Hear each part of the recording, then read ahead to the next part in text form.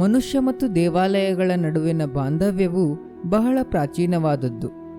ದೇವಾಲಯಗಳು ಭಾರತೀಯ ಇತಿಹಾಸದ ಪ್ರಮುಖ ಮೂಲಾಧಾರಗಳು ಮಾತ್ರವಾಗಿರದೆ ಜನರ ಪ್ರಮುಖ ಆರಾಧನಾ ಸ್ಥಳಗಳು ಹಾಗೂ ಸಂಸ್ಕೃತಿ ಸಂಪ್ರದಾಯಗಳನ್ನು ಸಾರುವ ಮುಖವಾಣಿಗಳೂ ಆಗಿವೆ. ಕರ್ನಾಟಕದ ಗಂಡು ಮೆಟ್ಟಿದ ನಾಡು ಎಂದೇ ಖ್ಯಾತವಾಗಿರುವ ಹುಬ್ಬಳ್ಳಿಯ ಉಣ್ಕಲ್ ಗ್ರಾಮದಲ್ಲಿ ನೆಲೆಗೊಂಡಿರುವ ಚಂದ್ರಮೌಳೇಶ್ವರ ದೇವಸ್ಥಾನದ ಸೌಂದರ್ಯವು ವರ್ಣಾತೀತವಾದದ್ದು. ಚಾಲುಕ್ಯರ ಶಿಲ್ಪಶೈಲಿಯಲ್ಲಿ ಅರಳಿರುವ ಈ ದೇವಾಲಯವು ಚಾಲುಕ್ಯ ಅರಸರಿಂದ ಸುಮಾರು 11ನೇ ಶತಮಾನದಲ್ಲಿ ನಿರ್ಮಿಸಲ್ಪಟ್ಟಿದೆ ಎಂದು ತಿಳಿದುಬರುತ್ತದೆ. ಚಾಲುಕ್ಯರ ಅರಸರು ಈ ದೇವಾಲಯವನ್ನು ಮಹಾಶಿವನ ಒಂದು ರೂಪವಾಗಿರುವ ಚಂದ್ರಮೌಳೇಶ್ವರ ಸ್ವಾಮಿಗೆ ಸಮರ್ಪಿಸಿದ್ದಾರೆ. ತನ್ನ ವಿಶಿಷ್ಟ ಶಿಲ್ಪಗಳ ಮೂಲಕ ಇಡೀ ವಿಶ್ವದಲ್ಲಿಯೇ ಅಜರಾಮರನಾಗಿ ಉಳಿದಿರುವ ಅಮರಶಿಲ್ಪಿ ಜಕಣಾಚಾರಿಯು ಈ ದೇವಸ್ಥಾನದ ಶಿಲ್ಪಿಯಾಗಿರುವುದು ಈ ದೇವಸ್ಥಾನದ ಮತ್ತೊಂದು ವಿಶೇಷತೆಯಾಗಿದೆ. ಜನಪದ ಮೂಲಗಳ ಪ್ರಕಾರ ಜಕಣಾಚಾರಿಯವರಿಗೆ ಒಟ್ಟು 3 ದೇವಾಲಯಗಳನ್ನು ನಿರ್ಮಿಸುವ ಕಾರ್ಯವನ್ನು ನೀಡಲಾಗಿತ್ತು. ಆದರೆ ಈ 3 ದೇವಾಲಯಗಳನ್ನು ಸೂರ್ಯೋದಯದ ಮುಂಚೆ ಹಾಗೂ ಕೋಳಿ ಕೂಗುವ ಮೊದಲು ನಿರ್ಮಿಸಬೇಕು ಎಂಬ ಸವಾಲನ್ನು ಒಡ್ಡಲಾಗಿತ್ತು. ಈ ಸವಾಲನ್ನು ಸವಾಲಾಗಿಯೇ ಸ್ವೀಕರಿಸಿದ ಜಕಣಾಚಾರಿಯವರು ತಮ್ಮ ಕೆಲಸದಲ್ಲಿ ಪರಿಪೂರ್ಣರಾಗಿದ್ದರಿಂದ ಆ 3 ದೇವಾಲಯಗಳನ್ನು ಸೂರ್ಯೋದಯದ ಮುಂಚೆ ಹಾಗೂ ಕೋಳಿ ಕೂಗುವ ಮೊದಲು ನಿರ್ಮಿಸಿದರು. ಹೀಗೆ ಜಕಣಾಚಾರಿಯವರ ಸುತ್ತಿಗೆ ಮತ್ತು ಉಳಿಯ ಏಟುಗಳಲ್ಲಿ ಅರಳಿದ ಕೊನೆಯ ದೇವಾಲಯವೇ ಈ ಉಣ್ಕಲ್ ಚಂದ್ರಮೌಳೇಶ್ವರ ದೇವಾಲಯವಾಗಿದೆ. ಒಪ್ಪಿಕೊಂಡಿದ್ದ ಕೆಲಸವನ್ನು ಒದಗಿಸಿದ್ದ ಅವಧಿಯ ಒಳಗಾಗಿ ಮಾಡಿ ಮುಗಿಸಿದ್ದಕ್ಕಾಗಿ ಜಕಣಾಚಾರಿಯವರಿಗೆ ಎಲ್ಲ ದಿಕ್ಕುಗಳಿಂದ ಪ್ರಶಂಸೆಯ ಮಹಾಪುರ ಹರಿದು ಬಂದಿತು. ಅವರಿಗಾಗಿ ಸಂತೋಷದಿಂದ ಔತಣಕೂಟವನ್ನು ಏರ್ಪಡಿಸಲಾಯಿತು. ಬಗೆ ಬಗೆಯ ಭಕ್ಷ್ಯ ಭೋಜನಗಳ ವ್ಯವಸ್ಥೆ ಮಾಡಲಾಯಿತು. ಆದರೆ ಜಕಣಾಚಾರ್ಯವರು ಅದನ್ನೆಲ್ಲ ನಿರಾಕರಿಸಿ ತಾವು ಊಟ ಮಾಡುವುದಿಲ್ಲ ಎಂದು ಹೇಳಿ ಹೊರಟೇ ಬಿಟ್ಟರು. ಹಾಗೆ ಹೊರಡುವ ಮುನ್ನ ಉಣ್ಣಲಿ ಒಂದು ಕಲ್ಲು ಎಂದು ಹೇಳಿ ಹೋದರು.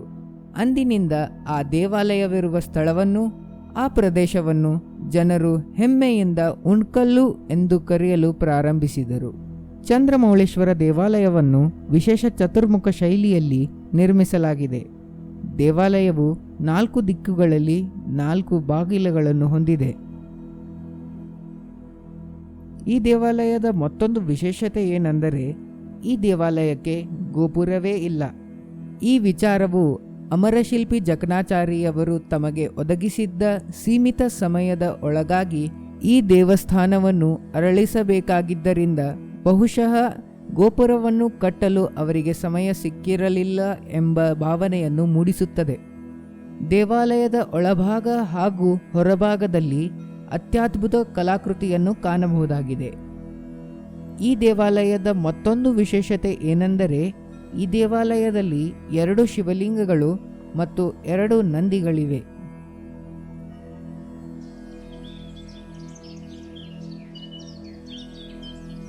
ಇಷ್ಟೆಲ್ಲ ಐತಿಹ್ಯಗಳನ್ನು ಹೊಂದಿರುವ ಈ ಉಣ್ಕಲ್ ಚಂದ್ರಮೌಳೇಶ್ವರ ದೇವಾಲಯವು ಇಂದು ಅತ್ಯಂತ ಜನವಸತಿ ಭರಿತ ಪ್ರದೇಶವಾಗಿ ಮಾರ್ಪಟ್ಟಿದೆ.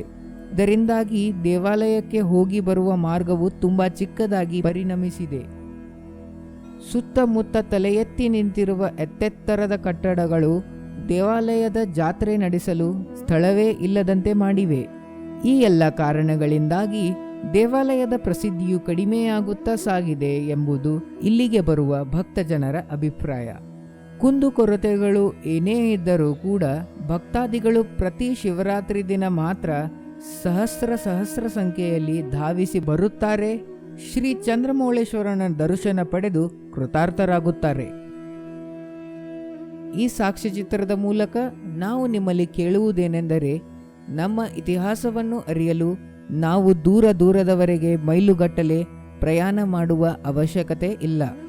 ನಮ್ಮ ಸುತ್ತಮುತ್ತಲಿನ ಪ್ರದೇಶಗಳಲ್ಲಿ ಚಂದ್ರಮೌಳೇಶ್ವರ ದೇವಾಲಯದಂತಹ ಹಲವಾರು ದೇವಸ್ಥಾನಗಳು ಇರುತ್ತವೆ. ನಾವು ಅವುಗಳನ್ನು ಅನ್ವೇಷಿಸಬೇಕು ಅಷ್ಟೇ. ಇತಿಹಾಸದ ಗರ್ಭದಲ್ಲಿ ಹುದುಗಿ ಹೋಗಿರುವ ಚಂದ್ರಮೌಳೇಶ್ವರ ದೇವಸ್ಥಾನದಂತಹ ಅನೇಕ ದೇವಸ್ಥಾನಗಳನ್ನು ಹುಡುಕಿ ಬೆಳಕಿಗೆ ತರುವ ಕಾರ್ಯದಲ್ಲಿ ತಾವು ಕೂಡ ಭಾಗಿಯಾಗಬೇಕೆಂಬುದು ನಿಮ್ಮಲ್ಲಿ ನಮ್ಮ ಕೋರಿಕೆಯಾಗಿದೆ. ಅದೇ ರೀತಿ ಪುರಾತನ ಸ್ಥಳಗಳನ್ನು, ಕಟ್ಟಡಗಳನ್ನು ಅಂದಗೆಡಿಸುವ ಅಥವಾ ಹಾಳು ಮಾಡುವ ಕೆಲಸವನ್ನು ದಯವಿಟ್ಟು ಮಾಡಬೇಡಿ ಎಂಬುದು ನಮ್ಮ ಕಳಕಳಿಯ ವಿನಂತಿಯಾಗಿದೆ. ವೀಕ್ಷಿಸಿದ್ದಕ್ಕೆ ಧನ್ಯವಾದಗಳು.